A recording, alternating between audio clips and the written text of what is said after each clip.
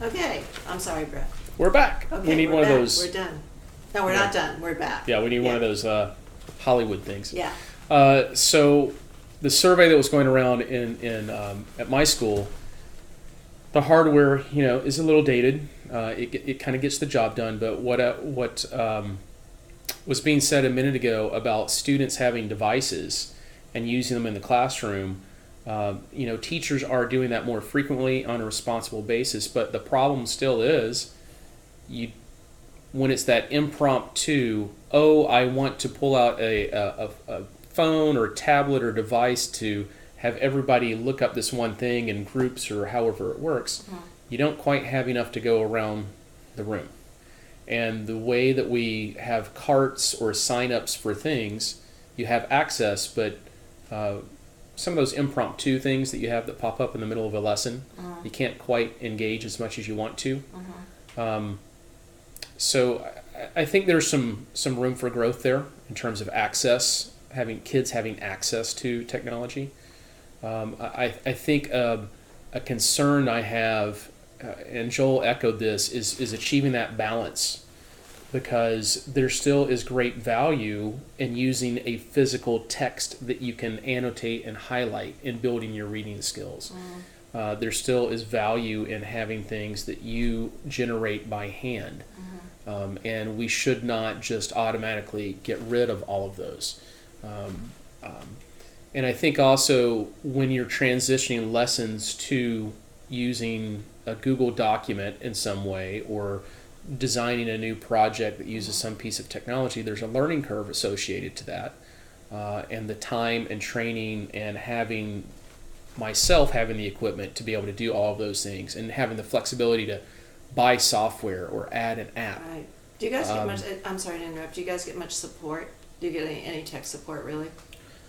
Well, I know at my site there is a teacher who is like a lead tech teacher, and he's kind of a go-getter who likes to try new ideas, and we can go talk to him, and he tries to run some sessions for us.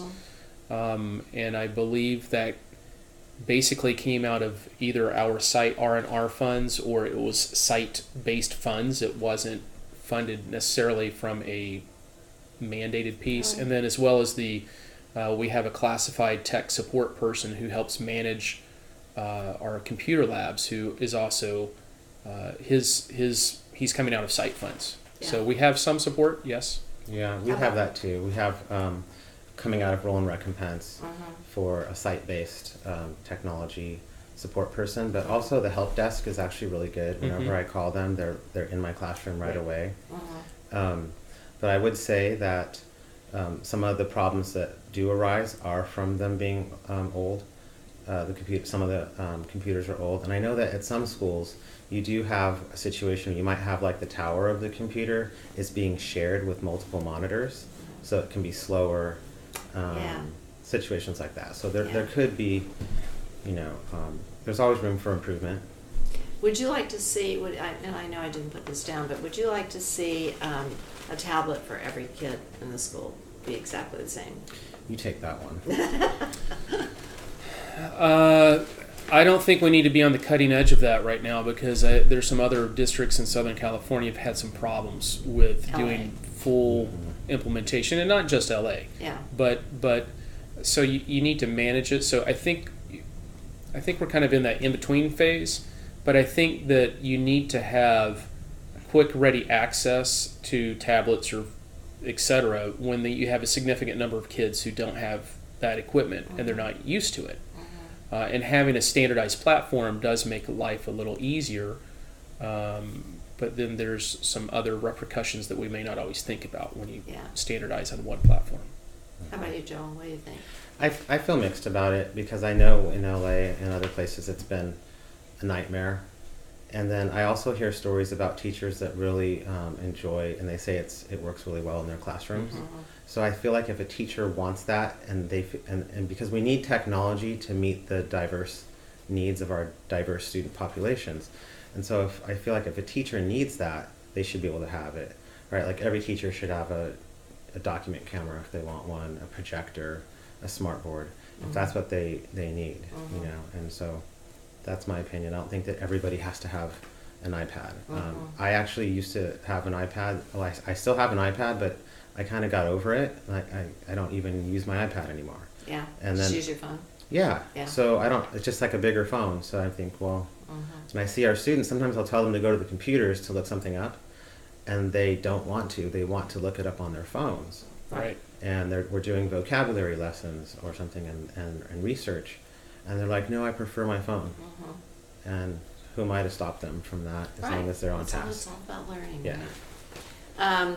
What do you think the teachers of the district need in the way of materials and support to do the job? I think we sort of covered that in a way. We sort of talked about that. I think for me, the number one thing is a recognition to have enough preparation time to get your job done.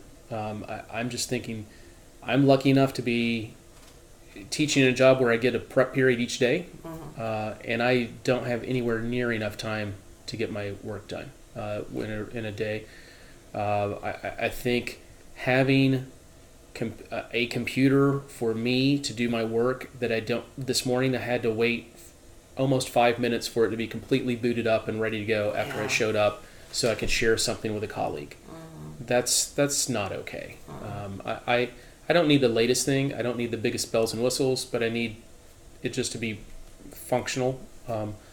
I think also, just knowing that we have the support of management and knowing that we have the support of the school board to get our jobs done would go a long, long way. And that it can be shown in various different ways. But for every teacher to feel that support in a tangible way is significant.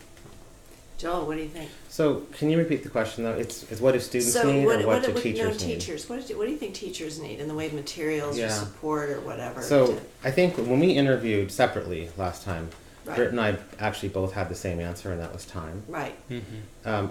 I also added and I'll repeat again, that when it comes to staff development, the best staff development is by teachers for teachers. And it also needs to include, like when you're having teachers show best practices to other teachers, you need to include part of the staff development, building time in now to go break out and work on implementation so that you can actually, instead of just sitting, in a, sitting under like PowerPoint presentation all day long or something. So we just really need that time, and the staff development kind of goes with it. And then teachers also need, here I go, this is that we can't be worrying about how contract negotiations are going to affect our health and our access to health and our health care, and if we're going to be, actually losing money or losing take-home pay while we're teaching and doing all these extra things. Yeah. Good. Yeah. Do you agree with that? Completely. I think that we're in sync on that, and I believe that our entire leadership is in sync with that. Okay. So, last question. What do you love? Not like, but what do you love about teaching, Joel? So, after 20 years, I can't go anywhere without running into students. And so my wife and I last night were at dinner, late at night. We saw this family with a new baby, and it was a beautiful family, right? And my wife was like, I want to hold that baby, right? And I said, Katie, you're embarrassing me, don't. But the family kept looking at us, and I'm saying, why are they looking at us? 3 of the girls at the table got up, one of whom was a mother, had a baby, and all 3 of them were former students of mine. And so I think what I love most about teaching is knowing that I made a difference in someone's life at some point, and then later on being reminded of it by the people that we run into. Yeah. And that's just kind of more on like the emotional level. But then as far as like the actual teaching aspect of the job itself, my first love is really literature. And so when I was an elementary teacher, what I loved most was reading books to kids. And now I still read, and they love it. I still read novels out loud to them. And, we are actually reading a Holocaust memoir called Night by Elie Wiesel, Holocaust survivor. And my students are really into it. They're riveted. And when we're done, we write him a letter and I make it a lesson, which is called, which is a business letter, actually, block format. And then we mail it to him, and then he sends us letters back. And so we've had a correspondence going with Elie Wiesel for over 15 years now. Yeah. He's still alive? He's still alive. He's in his mid-80s. Oh, yeah, for some and he reason was, I thought he was older. Yeah, he was kidnapped by Nazis and put in Auschwitz as a 13-year-old. Yeah. Yeah. Britt, what do you love about teaching? Well, so what I truly love is what Joel said. You make that difference in a kid, and you can see it happen. And there's kind of two stories that come to mind for me. One is from my first 5 or 6 years, and I remember there was a girl I'd had as a freshman in freshman math, and she'd struggled a bunch, and then I had her this year 2 as a sophomore in math, and it was not a smooth freshman year between the two of us. And then the next year, her quinceañera was coming up, and she invited me to her quinceañera, and I was like, that is the coolest thing ever. I mean, it just made my day, and it lit me up for a long time. And then I think of this year of a student who has a lot of issues and has been difficult to work with in all of her classes. And this past 3 or 4 weeks, she's kind of got it, that this is how I need to behave in class, and she's just kind of calmed down, and she's learning, she's achieving, she's doing well. Mm-hmm. And then a project that my students did last week, there were some kids who really struggle academically with reading or writing or doing some of the small mathematical things we'll do in the science class. Mm-hmm. But we were doing a building project, and they did awesome. They just made a fabulous, the design paperwork was great, the model was awesome. Those are the things of having those chances for kids to shine in different methods is pretty great. Yeah. And then professionally, what I really dig about what I'm doing right now, 8th grade science is a lot of physical science, and so the 4th quarter we do a lot of space and exploration. We're done with the state testing. We can do some fun stuff. Mm-hmm. We've got a lot of flexibility, and so it's always fun for me to kind of push myself and learn new things that I don't know about, and then you can bring it into the classroom. Like this week, Mercury was a small little eclipse of the sun, which was, I saw about it on my phone. There we go, small device. Right. And then so that was over the weekend. And so on Monday, it's like, okay, kids, here's the NASA video of this. It's fun. It's just fun to get into the stuff that I like to geek out about when I was a kid, and I get to do it and share it with the kids. I'm so happy that you guys came in, seriously, because I think it's great. I mean, to get to know, and not have you talk about the union necessarily, but, yay for the union, right? Thank you for having us. Thank you so much.